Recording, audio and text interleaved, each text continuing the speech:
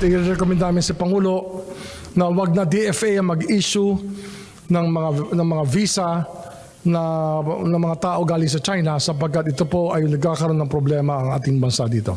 Isusulong ng Department of Justice o DOJ na alisina sa Department of Foreign Affairs o DFA ang pag-i-issue ng visa ng mga dayuhang galing sa China. Ayon kay Justice Secretary Crispin Rebulla, magbibigay sila ng rekomendasyon hinggil dito sa Pangulo. Mula sa DFA, nais nilang ilipat na ito sa isang private o third-party provider na VFS Global. Ito umano ay may kakayahan na i-verify ang datos o impormasyon sa mga isusumuteng dokumento na hindi kaya ng DFA. Pagka kagaya ng VFS, yung third-party provider, ang tumingin, napakadali nila i-validate yan sa loob ng China.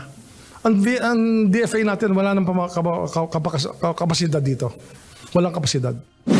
Ang panukalang paglilipat ng visa approval ng mga Chinese ay kasunod ng iba't ibang illegal na aktibidad na natuklasan na kinasasakutan ng Chinese national tulad ng Pogo, Pastilla Scam at iba pa. Sinabi ni Secretary Remulla na ang hakbang na ito ng pamahalaan ay bahagi na rin ng pangangalaga sa seguridad ng bansa.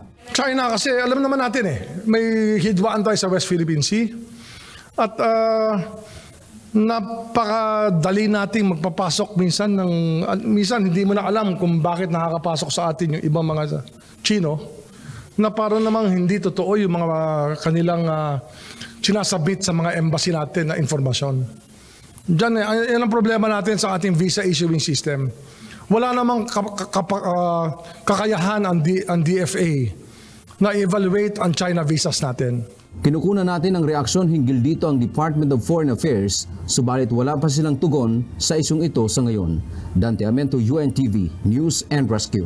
Diyos ang aming sandigan, serbisyo publiko ang aming pinahahalagahan.